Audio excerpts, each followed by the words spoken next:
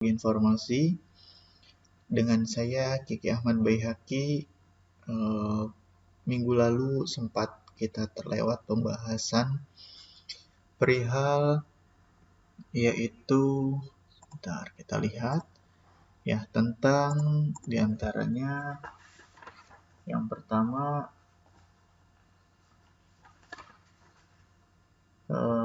dasar sistem komputer ya teman-teman ya.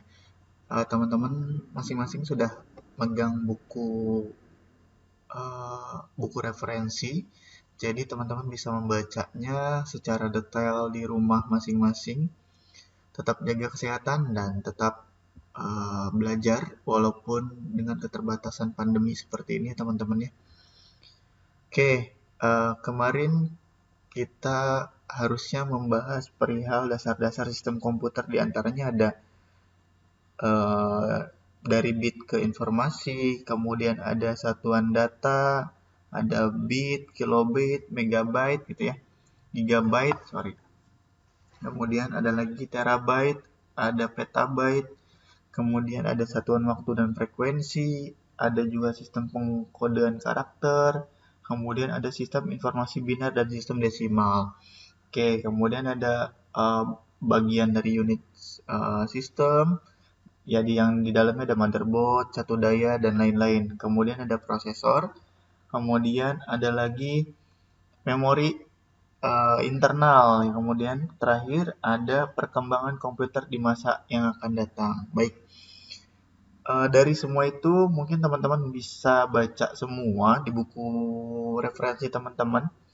Yang menarik untuk kita bahas yaitu, maaf, saya tidak tuliskan di slide ya teman-teman ya. Yang menarik adalah perkembangan komputer di masa yang akan datang. Itu bisa dilihat di halaman 57 buku panduan buku referensi teman-teman.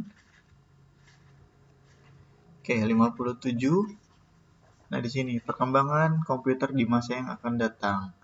Komputer di masa mendatang bisa jadi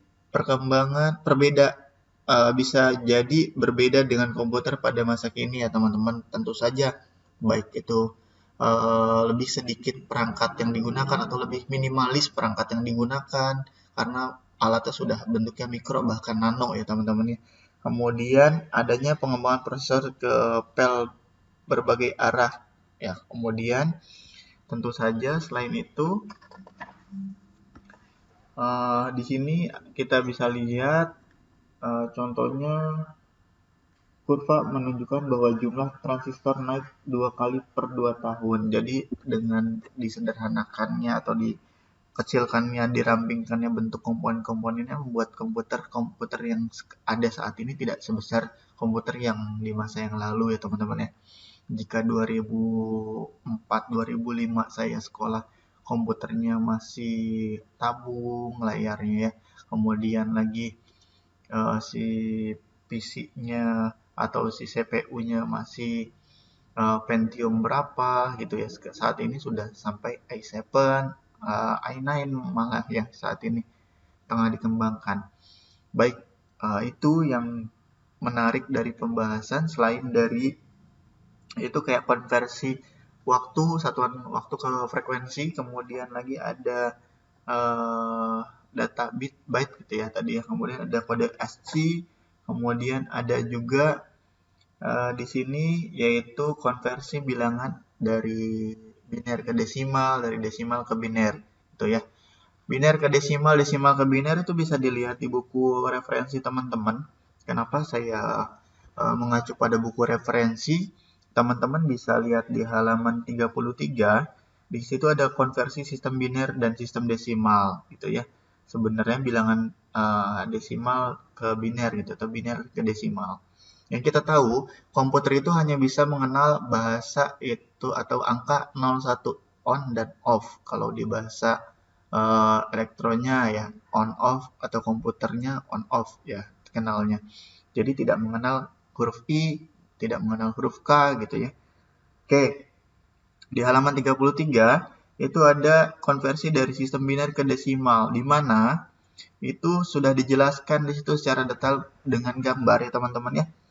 Di mana dimulai dari 1 1, 2, 3, 4, 5, 6, dan 7, yaitu dari 1, 2, 4, 8, 16, 32, 64, 128, yaitu merupakan ekuivalen 2 pangkat n gitu ya. Ekuivalennya itu pedomannya 2 pangkat 0, 2 pangkat 1, 2 pangkat 2, 2 pangkat 3, 2 pangkat 4, sampai 2 pangkat ke n, jika memang bilangannya banyak gitu ya.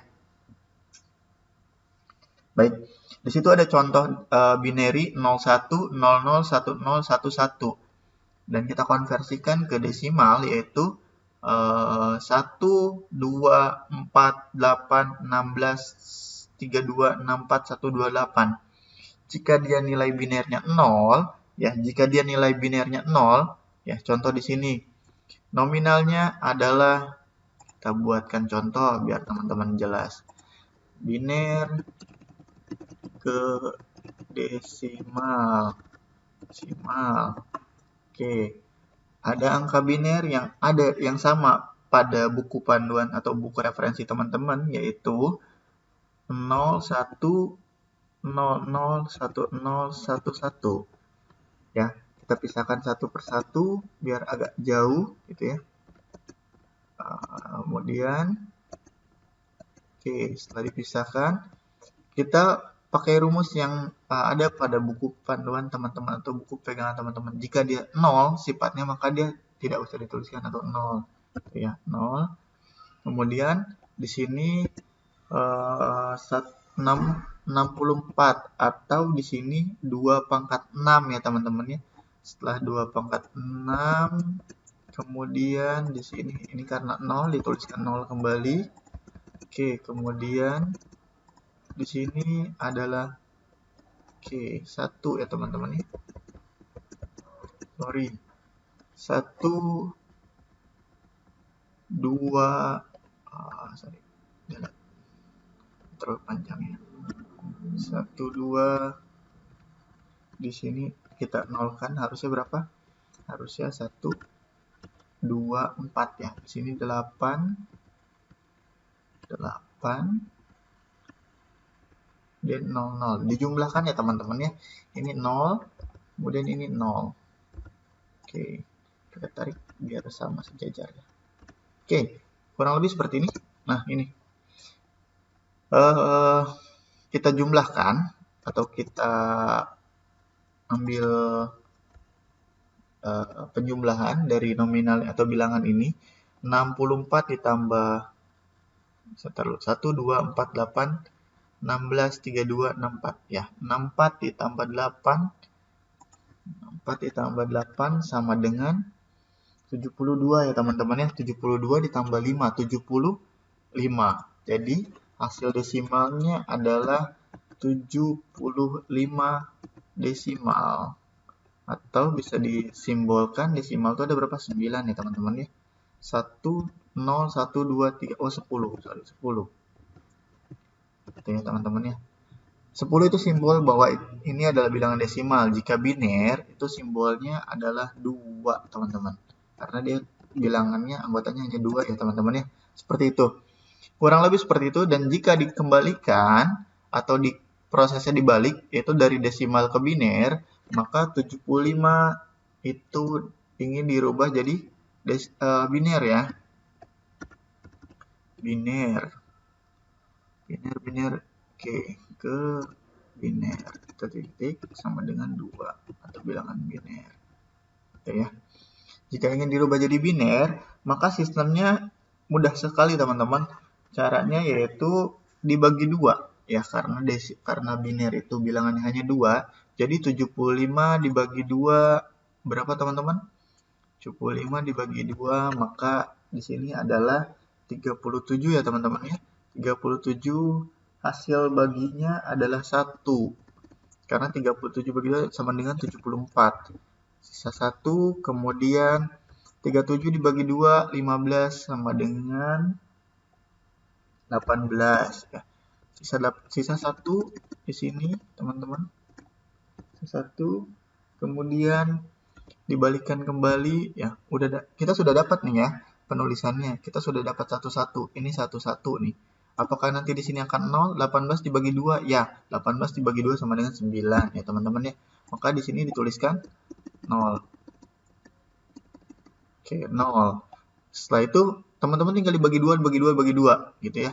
Tinggal dibagi 2 lagi, kemudian 9 dibagi 2 sama dengan 4, lebihnya 1 ya teman-teman ya. Di sini lebihnya 1. Kemudian di sini 4 dibagi 2 sama dengan 2 ya teman-teman ya. Di sini 0. 0. Oke, maka sudah didapatkan bahwa di sini 2 dibagi 2, 2 dibagi 2, harusnya 1 ya. 2 dibagi 2, 2 dibagi 2, maka di sini hasilnya 1, sini 0 ya teman-teman ya. 1 di sini 0. Maka hasilnya bisa dituliskan di sini teman-teman, yaitu sama dengan 0, 1, 0, 0, sorry. Itu yang tadi 0 sudah cukup ya. Bentar. 9 dibagi 2, 9 dibagi 2, 9 dibagi 2, 8. Maka di sini 0, 1, oh iya. Seperti ini kurang lebih contohnya teman-teman. Bentar, 37, 18, 9, 4, 2, 1. Oh, 1 dibagi 2 ya. 1 dibagi 2, 1 dibagi 2, maka 1 ya. 1 dibagi 2, 1.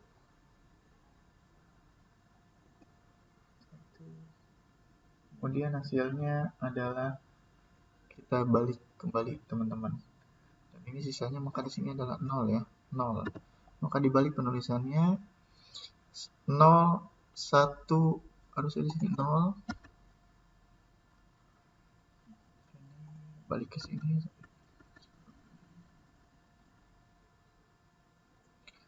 1, 1, 0, 1, 1. Di sini 1 harusnya di sini 1, 0.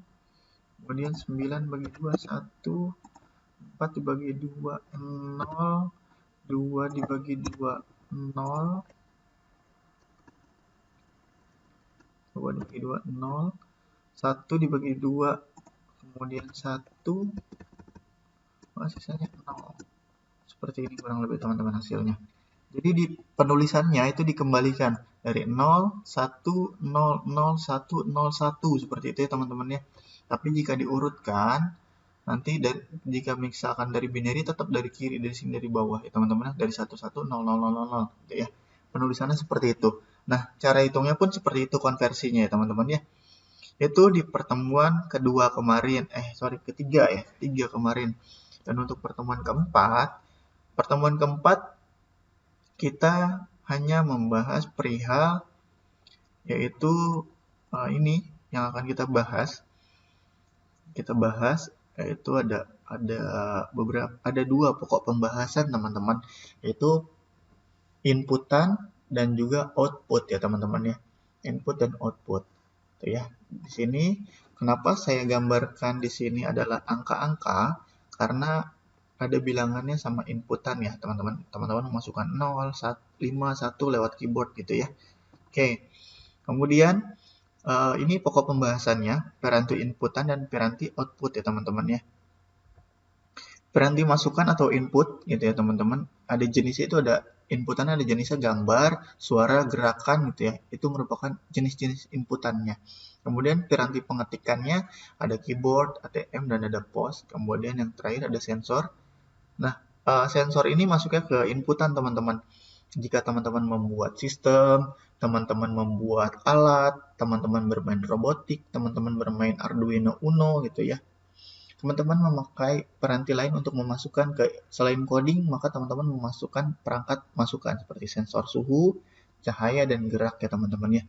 Contoh seperti pintu di mall, dia akan membuka jika ada objek yang ada di depannya gitu ya. Kemudian ada lagi yang terbaru setelah pandemi ini, ada sensor untuk pencet tombol parkir ya teman-teman ya. Tanpa dipencet, maka sensor gerakan tangan otomatis si kartisnya akan keluar gitu ya, akan mencetak. Seperti itu teman-teman. Kemudian sensor cahaya, jika teman-teman tahu di lampu lalu lintas dimanapun gitu ya, pernah teman-teman lihat, dia otomatis jika keadaan gelap, maka si lampu itu akan nyala. Jadi nggak ada orang atau operator yang berdiri di sana untuk menyalakan lampunya atau secara terpusat menyalakan lampunya, tidak.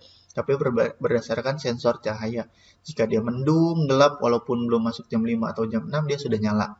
Tapi jika keadaan normal, biasanya jam 5 atau jam 6 dia baru nyala gitu ya. Jika matahari memang sudah tidak memenuhi syarat, misalkan berapa intensitas cahaya yang membuat sensor itu baru on gitu ya. Seperti itu teman-teman. Oke, jenis inputan ya teman-teman sudah pernah lihat ya sebelumnya. Mustahil anak zaman sekarang tidak melihat perangkat inputan, kemudian perangkat output ya teman-teman. Atau perangkat inputan yang berupa scanner, keyboard, kemudian ada mouse, trackball, joystick, dan lain-lain. Ini contoh di suhu teman-teman, sensor suhu di sini. Ini untuk mensensor suhu. Misalkan teman-teman sensor suhu untuk ruangan yang kapasitasnya untuk penyimpanan daging gitu ya.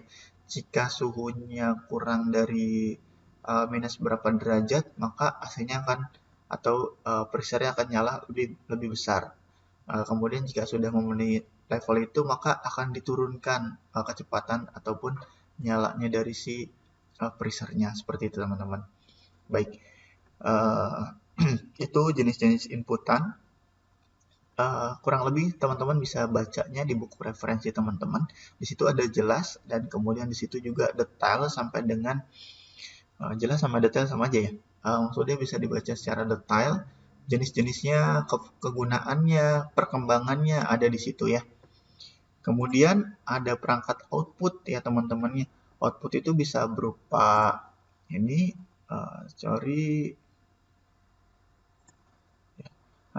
ada mesin cetak gitu, sama seperti printer, hanya kapasitasnya lebih besar ya teman-teman ya. Pointer kalau nggak salah ini namanya ya. Kemudian jika ada yang salah, tolong diralat ya teman-teman ya, atau bisa dikasih tahu lewat komen ya teman-teman ya. Kemudian di sini ada monitor gitu ya. Output ada banyak ya teman-teman, bisa berupa proyektor gitu ya, bisa berupa printer, cetakan, bisa juga berupa noise atau suara, bisa juga berupa apa lagi ya? Berupa keluaran yang lainnya gitu ya teman-teman. Seperti itu. Nah, ini untuk pembahasan di pertemuan ke-4, yaitu perangkat input dan output ya teman-teman ya. Jika nanti teman-teman sudah mengenal komputer yang sekarang sudah canggih, itu ada teknologi namanya deep learning teman-teman. Dia tidak memerlukan lagi perangkat inputan, jadi dia otomatis bisa berpikir, tapi tetap ya, butuh alat inputan dan pemrosesannya pun sendiri, tidak harus diproses oleh manusia. Inputannya misalkan sebelumnya dia sudah dikasih data dulu atau dikasih dataset, kemudian dia bisa nanti berpikir seolah seperti manusia, yaitu mengambil keputusan juga. Contoh, dia bisa mengetahui mana barang reject dan barang tidak reject di dalam perusahaan. Itu menggunakannya webcam inputannya ya. Kemudian outputnya nanti dia bisa menampilkan di layar berupa pop-up reject atau tidak rejectnya suatu barang. Seperti itu teman-teman. Ada juga yang menggunakan sensor untuk inputannya berupa sensor kelembaban tanah. Jika misalkan kelembaban tanahnya dinyatakan kering, maka dia langsung menyalakan atau membuat alat penyiram tanamannya berfungsi atau on gitu ya. Itu seperti itu teman-teman. Sekarang sudah banyak perangkat inputan dan outputan yang memang diperbaharui dalam artian mengikuti kebutuhan teknologi yang saat ini gitu ya. Apalagi di era pandemi ini dilarang buat bersentuhan, dilarang untuk berdekatan gitu ya. Banyak teknologi seperti kemarin contohnya robot untuk wisuda yang bisa berjabat tangan ya. Itu juga merupakan suatu teknologi yang perkembangan dari komputer ya teman-teman ya.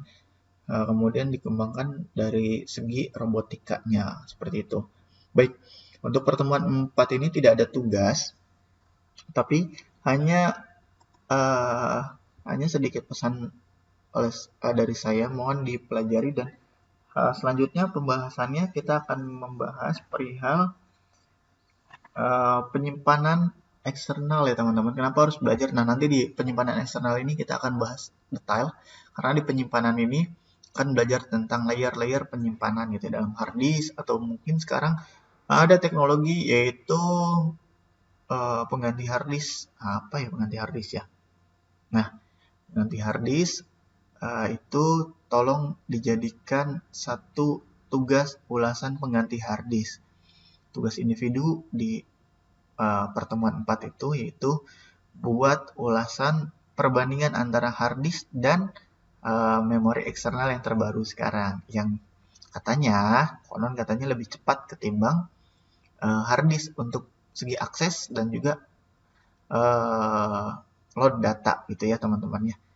Itu tugas di pertemuan keempat individu. Baik, untuk tugas di pertemuan 3-nya, bentar kita close.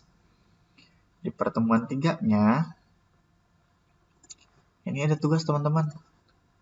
Kita buka. Baik, kita buka. Ini tadi caranya ya, yang saya sudah praktekkan ya. Ada tugas individu teman-teman. Yang pertama, formatnya itu filenya ya, dijadikan satu. Di format kedua, tugas kedua TA2, nama NIM kelas. Kalau yang tadi di pertemuan keempat berarti TA3, nama NIM kelas, seperti itu. Kemudian dikumpulkan via email dengan subjek TA2, nama NIM kelas PTI. Ini judul di emailnya ya, judul suratnya.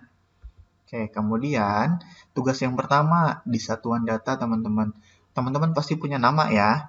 Nah, nama teman-teman itu ubah nama lengkap teman-teman menjadi binary ASCII atau kode ASCII. Misalkan penulisan huruf pertama itu KI gitu ya. Kata pertama itu huruf pertamanya K-nya K besar, Kiki gitu ya. Berarti K-nya besar. K besar di ASCII kodenya berapa? Seperti itu. I kecil dalam ASCII berapa? Seperti itu teman-teman. Tugas yang pertama di materi ketiga ini ya teman-teman, atau tugas kedua individu teman-teman. Kemudian konversi bilangan, yaitu dari biner ke desimal dan dari desimal ke biner. Teman-teman punya NIM kan? Konversi 5 digit terakhir NIM kalian dan buktikan kebalikannya. Jadi NIM-nya misalkan saya punya NIM 51041 misalkan.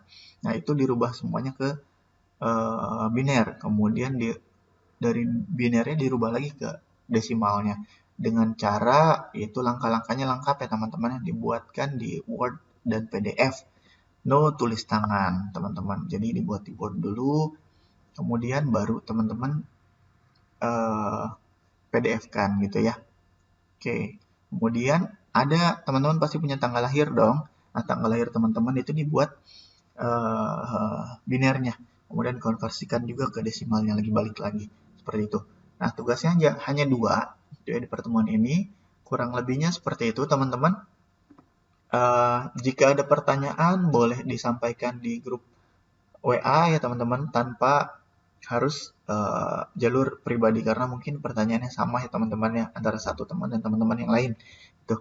Oke, kurang lebihnya saya cukupkan untuk pertemuan kali ini teman-teman. Jika ada kata-kata yang kurang berkenan dan ada kesalahan kata dalam pengucapan, itu hanya kesalahan dari saya, dan kesempurnaan hanya milik Allah Subhanahu wa taala. Semoga teman-teman sehat selalu dan dilindungi dari wabah yang tengah menyerang dunia ini ya teman-teman ya. Termasuk jaga keluarga teman-teman, jangan banyak keluyuran dan kumpul-kumpul. Dari saya sekian. Assalamualaikum warahmatullahi wabarakatuh ya teman-teman.